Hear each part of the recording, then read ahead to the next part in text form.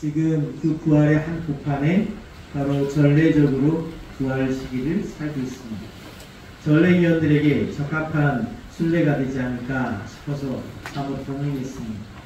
어떻게 해야 바로 이 성지순례가 대박이 될 수 있을까? 날씨도 그렇고 분위기도 그렇고 성지순례는 땡땡이다. 성지순례는 소풍이다. 성지순례는 야유회다. 잘못 많은 이야기를 할 수도 있지만 이 분위기에서는 성지순례는 피정이다. 성지순례는 그래서 은총이 되어야 합니다. 은총은 우리가 잘 알기로 선물을 뜻합니다. 그래서 제가 강론의 마지막에 퀴즈를 하나 내겠습니다. 그러면 선물 하나 증정하겠습니다. 선물이다 나가는 측면에서 여러분이 너무 지금 진지해서 보면 우리는 예수님은 말씀하신 대로 부활하셨습니다. 3일만 며칠 동안 부활의 모습을 보여주셨습니까? 40분. 여러분들의 미천을 바닥이 나도록 49일 동안 부활의 모습을 보여주셨습니다. 그리고 내 복음서에는 이 부활의 이 체험의 이야기를 몇 가지 이야기를 제시합니까? 16가지로 제시합니다. 그 16가지의 이 부활 체험은 바로 우리 신앙의 중심입니다. 모든 전례의 중심은 여기 있습니다. 부활 체험 이야기. 이게 도대체 뭘까? 예수 그리스도의 부활은 체험적으로 첫 번째 인사를 통하여 제시됩니다. 평화가 너희와 함께. 또한 예수 그리스도의 부활은 만져짐으로써 체험됩니다. 예수님은 이 부활 그 자체가 바로 너무나 트라우마적인 상처를 갖고 있습니다. 너무나 아픈 두 손과 두 발과 옆구리에 구멍이 횡한 바로 상처를 갖고 있습니다. 아픕니다. 근데 이놈 제자들은 예수님에게 배신을 때리고 도망갔었습니다. 부활의 예수님은 이 교회를 위해서 다시금 그들 눈높이에 맞춰서 이 체험적 부활을 접하게 해주시는 바 두 번째는 만져지도록.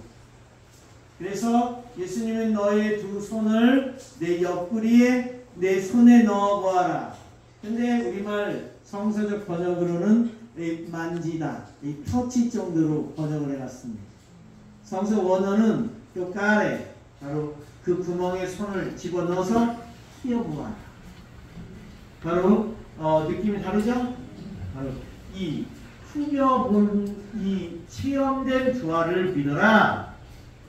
세 번째 부활 체험은 예수님은 똑같이 당신의 시그니처처럼 바로 음식을 먹음으로써 빵을 떼어주실 때에 부활이 체험됩니다. 또한 예수님의 부활은 항상 말씀의 종합으로 이루어집니다. 예언서와 율법서와 시편에 제시된 이 부활을 재확인시킵니다.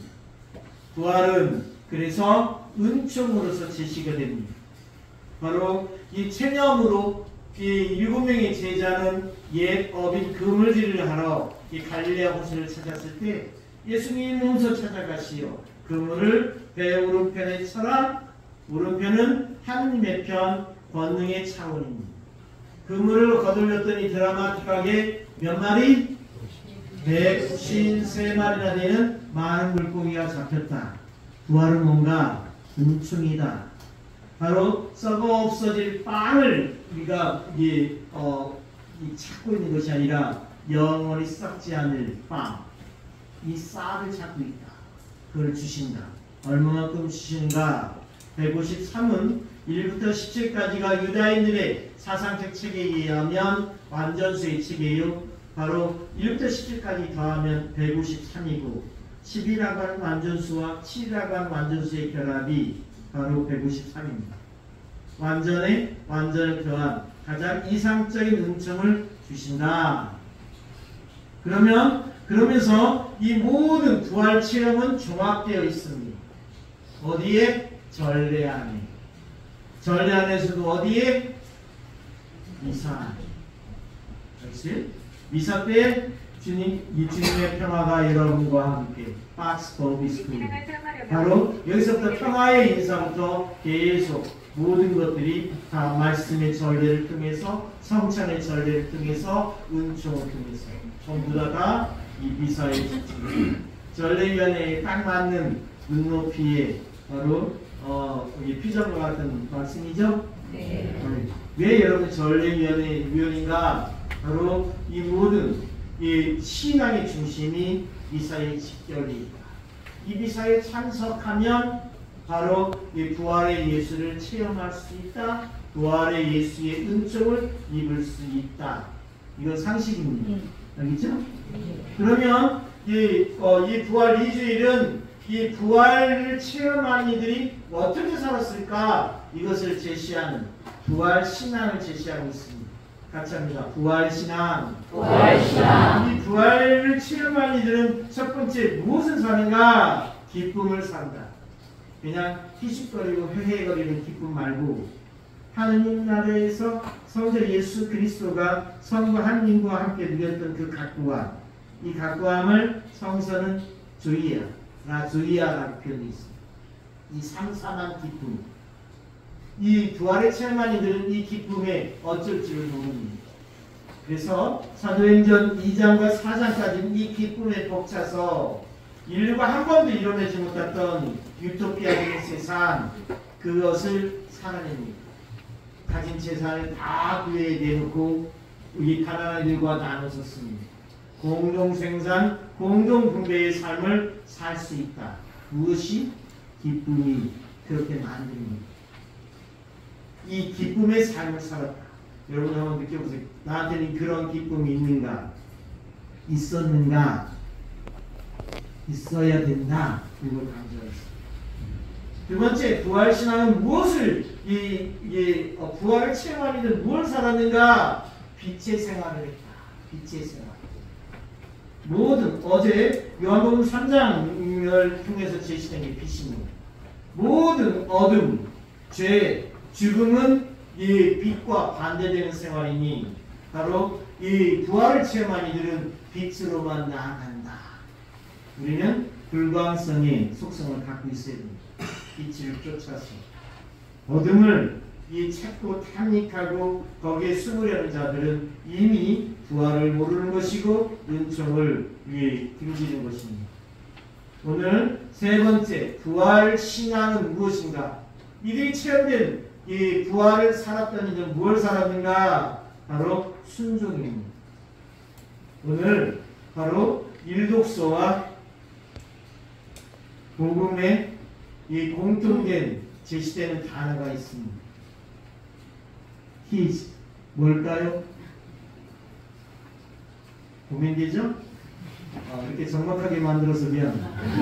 근데 이 일독서 사도행전 이 5장과 오늘 읽었던 오늘 복음의 공통된 단어가 순종이라는 말입니다. 이 순종이라는 말이 바로 오늘 주제입니다. 그래서 여러분들이 복음 묵상, 말씀 묵상할 때 이 일독서와 공통된 단어, 분위기, 흐름, 이걸 맥락적으로 이해하는 것이 좋습니다. 여하튼 그러면 일독서는 순종을 어떻게 표현하는가? 바로 대사제가 사도들을 데려다가 최고회의에 세워놓고 신문화했습니다. 우리가 당신들에게 예수의 이름으로 가르치지 말라고 단단히 지시하지 않았소. 그러자 베드로와 사도들이 대답하였습니다. 우리는 사람에게 순종하는 것보다, 그죠? 요 말 많이 들었습니다. 그죠? 윤석열 씨가 많이 했잖아요. 우리는 사람에게 순종하는 것보다, 이 말이 우리에게 감동을 줬어요. 나는 사람에게 순종하지 않습니다. 그런데 그 뒷말이 없어요. 돈에 순종했는가? 권력에 순종했는가? 우리는 지금 그것을 확인하고 있습니다. 근데 그 힌트를 어디서 그 말을 하늘 아래 새로운 것 없느니 그 말을 어디에서 이 힌트를 얻었을까? 바로 여러분들이 잘 아는 오늘 사도행전 5장 29절입니다. 이 말씀을 이 벽에다가 딱 붙여놓고 여러분들이 사십시오. 같이 해봅니다. 우리는 사람에게 순종하는 것보다 하느님께 순종하는 것이 더욱 마땅합니다. 하느님께 순종하는 것이 더 마땅합니다. 이게 완결된 문장입니다. 알겠어요? 이걸 윤석열 씨한테 알려줬으면 좋겠습니다. 그죠? 이게 정답이죠. 하느님께 순종하는 것이 더욱 마땅합니다. 우리 조상들이 하느님께서는 여러분이 나무에 매달아 죽인 예수님을 다시 일으키셨습니다. 그리고 하느님께서는 그분을 영도자와 구원자로 삼아 당신의 오른쪽에 들어올리시어 이스라엘이 회개하고 죄를 용서받게 하셨습니다. 그러면서 이 고백, 이 부활을 체험한 이들이 공통적으로 고백했던 한 문장이 있습니다. 우리는 주님을 배웠습니다. 이 고백입니다. 같이 합니다. 우리는 주님을 배웠습니다. 이런 고백이 이 기도 안에서 자연스럽게 나와야 됩니다. 알겠죠? 우리는 주님을 아뢰랍니다. 저는 주님을 아뢰랍니다. 이 기도의 양식 그런 겁니다. 그리고 부활신앙을 찾는 사람들은, 사는 사람들은 요 문장을 씁니다. 같이 합니다. 우리는 이 일의 증인입니다. 5장, 사도행전 5장 32절. 아주 간단명료하고 명확한 신앙 고백. 우리는 이 일의 증인입니다. 이 고백이 바로 앞선 우리의 독자와 순교자들이 이미 이것을 살아냈고 이제 여러분들 차례인 것이죠. 바로 이러한 우리는 이 일의 증인입니다. 이 말을 듣고 있었던 대사제들과 바리사이들과 율법학자들은 어떻게 했습니까? 격분하여 사도들을 죽이려고 하였다. 그죠? 이렇게 사도행전에 언급하고 있습니다. 이러한 차원에서 오늘 복음은 얘기합니다. 예수님 일찍이 말씀하셨습니다. 아드님을 믿는 이는 영원한 생명을 얻는다고. 아드님께 순종하지 않는 자는 생명을 보지 못합니다. 이때 생명 하면은 무조건 가로 열고 영원한 가로 닫고. 바로 성자 예수 그리스도께 순종하지 않는 자는 영원한 생명을 보지 못합니다. 뿐만 아니라 하느님의 진노가 그 사람 위에 머무르게 됩니다. 협박이나 위축되게 만드는 말씀이 아니라 당연한 비결이기 때문에 그렇습니다. 바로 이 순종. 이 순종은 어떻게 실전적 신앙으로 드러나야 되는가? 이 순종은 그 자체로 순종이 실천이지만 더 구체적으로 우리는 십자가 신앙을 살고 있습니다. 부활 신앙은 십자가 신앙이다. 이 십자가 신앙은 순종이 희생으로 드러나야 된다. 그죠? 우리는 저마다 순종인 줄 머리는 다 압니다. 여기까지. 그죠? 근데 이 순종을 드러내는 방법, 빛나는 것은 아픔이고 쓰린 것이고, 그죠? 굴정적인 의미도 없지 않아 있습니다. 그것이 희생이다. 그래서 이 결론은 이겁니다. 그리스도를 따르는 이들이 실행해야 될 마땅한 도리가 뭔가? 바로 완전한 순종이다. 바로 이 순종은 그 자체로 희생을 함축한다. 이 말이에요. 이 말은 다 이해되시죠? 네. 바로 희생은 자신의 유익을 구하지 않고 완전히 자신을 내어주어 상대를 최대로 존중하고 그에게 온전히 순종하면서 자신을 바치는 것이다. 그러면 이 희생의 완전한 모델이 무언가? 바로 하느님께서, 성부 하느님께서 가장 기뻐할 희생의 외적 모델, 그것이 순교입니다. 같이 합니다. 순교. 네, 그걸 같이 하죠. 이런 걸 피정을 할 때 되는 말. 결론 짝짝 맞죠. 그죠? 순종, 희생, 바로 순교. 그래서 순교적 신앙을 본받기 위해서 여러분은 성지순례를 하고 있다.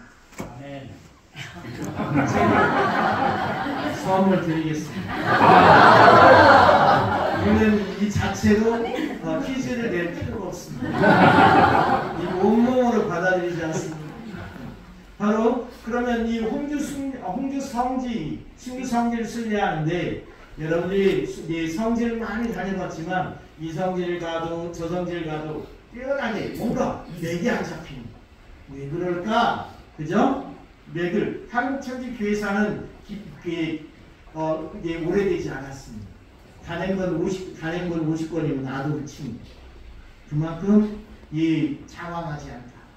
그럼 한국천지교회사의 이 홍주 수교선교는 뭔가? 맥을 알려드리면 바로 1784년 이승은 베드로에 의해서 중국 북경에서 세를 받고 그가 들어와서 그의 스승 권절신 암브로시오와 이벽 세례자 요한에게 세례를 줍니다.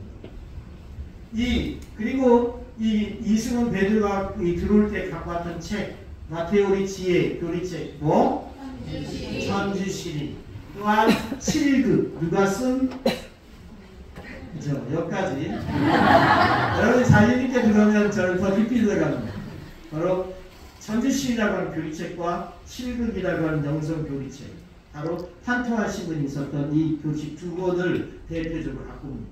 이걸 가지고 연구를 합니다.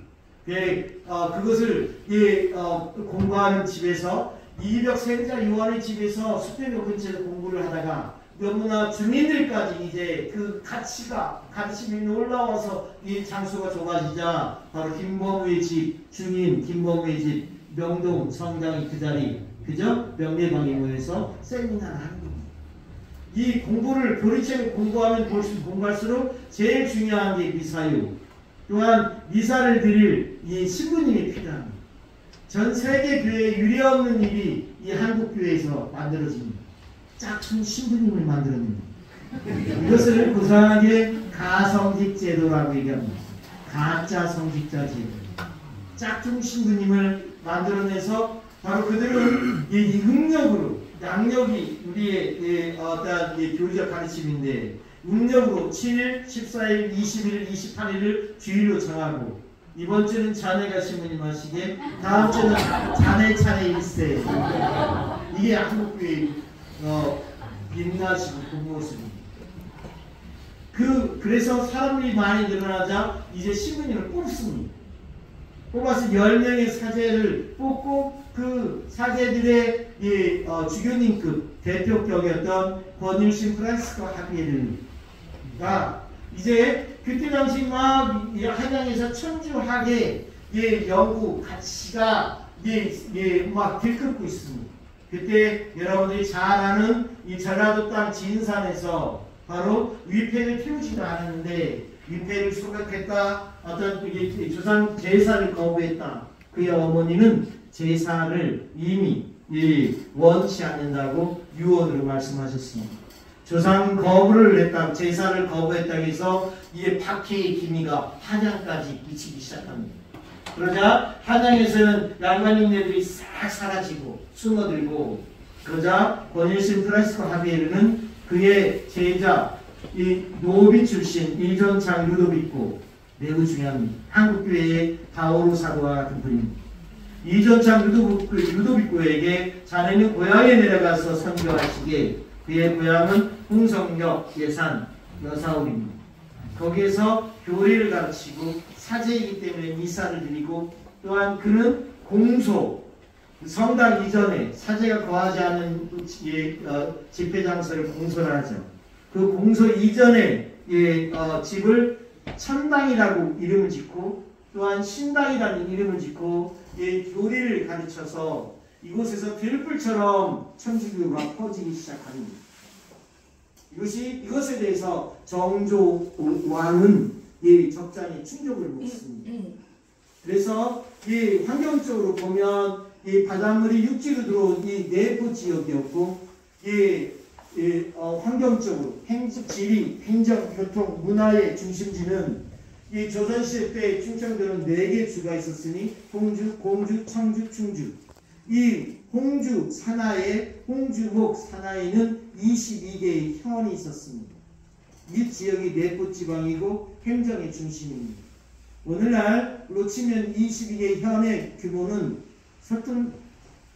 서천서부터 바로 평택까지가 다 그 관할지. 여기에서 정조는 천주교를 없애기 위해서 이 천주교 신자들을 전문적으로 잡아들이고 서적을 뺏기 위한 전문 관청을 유일하게 이 홍주읍성 내에 둔다. 이 홍주읍성 내에는 두 개의 동원이 있었으니 하나는 여러분이 순례했던 동원이요, 이 당상관, 문관, 정, 상품이 행정을 피던 곳이고, 또 하나는 이 정조는 묘하게 라이벌 의식을 경쟁을 시킵니다. 여러분 앉은 날 뒤에 이 사적 벽화 그림이 있죠? 그 부분에서부터가 바로 이 무관, 당상관, 정, 상품을 그의 이 동원의 이름을 경사당이라 이름 짓고 거기서 이 형벌을 가하기 시작합니다. 바로 이 각 현에서 잡혀온 선수급들, 이 22대 현에서 잡혀온 이 신자들은 이미 심한 고문과 박해를 받은 상태입니다. 기록에 의하면 곤장 한 대 맞고 배신하고 곤장 3대 맞고 도망간 사례들이 기록에 있습니다. 이 고문을 넘어선 선수급들이 모인 장소가 어디냐? 바로 여기입니다. 홍주읍성. 바로 여기에서 모인 사람들 중에는 또다시 양반과 돈 있는 사람들은 상급기관인 공주 관찰사가 있었던 가명으로 소송을 걸어서 가고 거기서 죽고, 대부분 여기는 양민들과 천민들이 바로 국군이 쇠하는 조선 후기에 지방 관리들이 임금 행세를 하면서 즉흥적으로 사형을 해서 사람을 죽이니 바로 순교를 낳았으니 이곳에서 2,000명이나 넘는 순교자를 낳은 것입니다. 그들은 어떻게 죽었는가? 교수형으로 죽고, 또한 옥사, 장사, 매를 맞아 죽고, 또한 얼려서 봉사로 죽이고, 목을 쳐서 참수로 죽이고, 산채로 생매장해서 죽인다. 이 천주교 신자들 잡아들이는 이 시스템이 오늘날 북한에서 적용하는 주민 통제 방법 5가 작동법, 이 놀라운 이 엽기적인 방법을 알려준 게 정순왕입니다. 그의 조언에 따라서 5가 작동법으로 이 천주교 신자를 잡아들이니 천주교 신자들이 씨를 말리고 그 박해에 감당 못할 고통에 쩔어 있습니다. 그런 가운데 바로 여기서 삐져나간 것이 바로 경상도 되고요, 강원도고 전라도로 천주교가 전국 복음화를 이룹니다. 이런 이야기도 박해 때문에. 바로 이곳이 그만큼 그래서 저는 생각합니다. 사람 몸으로 치면 한양은 천주학으로 첫 번째 장소는 월이요. 바로 그 다음에는 바로 이 내포지방하고도 홍주, 읍성을 안고 있는 홍주 순교 성지는 심장이라고 표현하고 싶은데 사적인 이 증명이 약하니 아직까지 제가 허리라고 표현합니다. 여기서 퍼져나갔습니다. 여기서 복음 정보가 이루어졌습니다.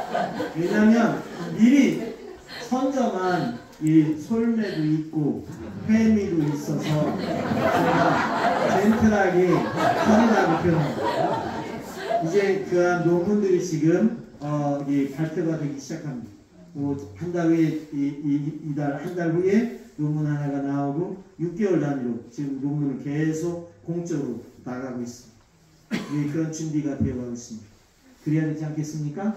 네. 이러한 맥락 안에서 이 홍주 순교 성지가 이러한 맥락 안에서 여러분이 성지를 가면 이곳에서 잡혀 죽은 사람이 묻힌 곳이 여기구나, 이들이 도망가서 여기에 교우촌이 형성됐구나, 이런 걸 맥을 짚을 수 있다.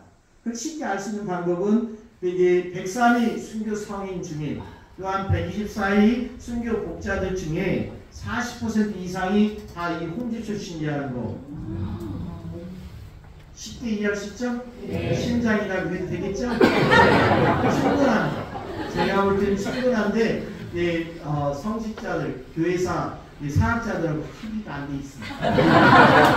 시간이 필요합니다. 저도 작년에 저도 이제 3년차, 저는 원래 여러분들이 알겠지만 공세리 사홍지 성당에서 2003년부터 9년까지 있었어요. 시부님도 은희 성지 6년 성당에서 10년간 있었어요. 그래서 그 공세리 강론까지 다 하고 이제 했는데 또 이 3년 전에 주교님 뜬금없이 안식년을 주신다고. 저는 이미 갔다 온 지 오래인데 또 한 번 주신다니까 얼마나 좋습니까? 그래서 한 10년 주신다는데 인사 발령은 여기로 내버렸습니다. 교회는 우리끼리 아는 일인가? 교회는 비일비재 합니다. 아픔이. 근데 이곳에 와서 보니 이 펼쳐지는 현실이 너무나 가당치가 않습니다. 바로 여러분 이름이 알았던 감옥 앞에 홍주 청년 체험 문화체험관 보셨죠? 그 한옥 건물, 그 한옥 건물 옆에 주차장 조금 있죠? 그 차 세운데 그 자리가 우리 성지성당에 있었던 건물입니다. 바로 지난 작년 9월에 부셔졌는데 거기에 4층짜리 한의학교 건물이 있었고 1층 20평 규모의 그것을 월세로 성지성당을 쓰고 있었습니다. 저녁에 교인받아서 열받았습니다. 이거 어찌하면 좋을까? 근데 이 공교롭게도 또한 이 홍주읍성 보건화 사업이 이루어지고 있었고 그 사업의 일환이 바로 이 홍성군에서 지자체에서 그 건물을 매입해서 부신다는 얘기입니다. 우리 보고 나가라는 얘기입니다. 어디로 나가? 섬 밖으로 나가는 거예요. 섬 밖으로 나가야 될까요? 말아야 될까요? 아니요. 여러분들의 답은 잘합니다. 현실은 쉽지 않습니다. 그래서 서로 옥신각신 알력다툼이 있었고 그런 가운데 한 공직자는 신부님이 아무리 그래도 이곳에 천주교 이름으로 된 땅 한 평도 없다고 그것이 현실이었고 그래서 나갈 수밖에 없는 현실이고 그래서 이게 그냥 밀어붙였습니다. 그래서 이 땅 100평을 마련해서 가게가 딸린 새 가게가 있었던 이 건물을 바로 대수선 리모델링을 해서 작년 6월에 입주해서 지금 버티고 있는 것입니다. 기가 막히죠? 네. 박수 한번 쳐주세요.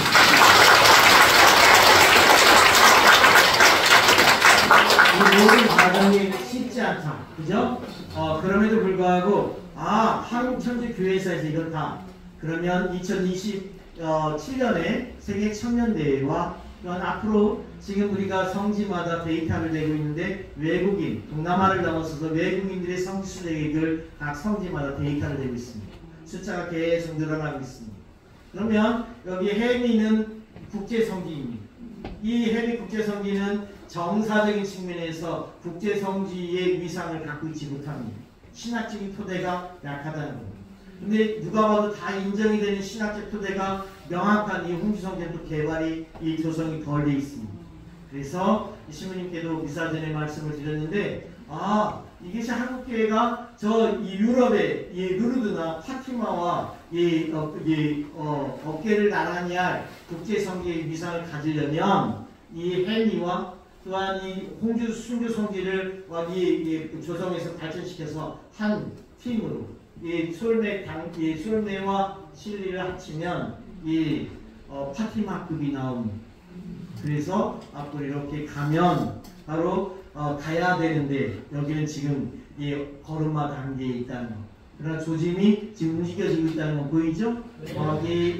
주차장이 다 보이니 이 주차장들은 지자체에 다 매입해서 바로 2032년도에 민속촌처럼 여기를 조성하겠다는 겁니다. 그래서 옆에 있는 동원 옆에 군청 건물 그것은 2027년도에 전부 다 이사를 갑니다. 학교 옆에 홍주초등학교 내년에 바로 폐교가 돼서 저것도 부신다고 하는데 안타깝습니다. 저 건물 하나 어떻게 좀 빼보려고 용을 쓰는데도 쉽지는 않습니다. 앞으로는 저 혼자 여기서 살 것 같습니다. 그런데 폼나게 살아야 되는데 지금은 시작이다. 기도가 필요합니다. 바로 우리의 장한 순교자들 일구어낸 우리가 왜 이분들을 섬기게 됩니까? 바로 우리의 신앙적 모델이 되는 것은 이들의 가치 지향적 순종의 희생의 순교의 삶에 있다. 무슨 가치? 이들이 이뤄낸 가치는 근시안적으로 여러분들이 남녀가 평등한 사회 이것이 5.18 광주로 만들어진 것이 아니라 바로 우리의 장한 순교자들의 죽음의 대가입니다. 보십시오. 하느님 앞에 만민이 평등하다. 남녀가 평등하다고 하는 그 놀라운 가치. 양반과 상름이 없는 계급이 타파된 세상. 인간이 존엄한 세상을 구현토록 이들은 이러한 가치를 바로 천주님께 맡기고 또한 그분의 놀라운 자비와 은총을 청하면서 바로 숭배에 임했다고 하는 이 놀라운 사실을 잊지 말아야 됩니다. 자긍심을 가지십시오. 천주교 신자라고 바로 어디 나가서 명확하게 자신있게 이야기하십시오. 겁나지 않습니까? 이 세상을 선교사보다 하느님이 먼저 오셔서 섭리하셔서 만들어냈는데 우리의 삶을 보면 잘못 찌질합니다. 너무나 미치겠습니다. 왜 천주교 신자들은 자신있게 이분들의 장한 죽음의 대가로 남녀가 평등한 세상을 만들어냈다고 이야기하지 않습니까? 한 공무원이 저한테 질문했습니다. 공식적으로. 천주교와 다른 종교와의 차이점이 무엇입니까? 사상적으로 얘기해드리면 평등 사상입니다. 바로 우리만이 갖고 있는 특별한 색깔이 바로 평등입니다. 이 평등을 위해서 저는 지금 준비를 하고 있습니다. 근데 묘한 것은 조선왕조 실록에 평등이란 말을 쓴 단어가 4번밖에 안 써 있습니다. 왕들이 정조왕 한 번 해가지고 4번 쓰여 있습니다. 그런 현실에 평등 세상, 남녀가 평등한 세상을 구현토록 죽음으로 나선 우리 장한 목자와 순교자들을 잊어서는 안 되고 우리 또한 그러한 신앙을 살 수 있어야 할 것입니다. 아멘. 아멘. 아멘.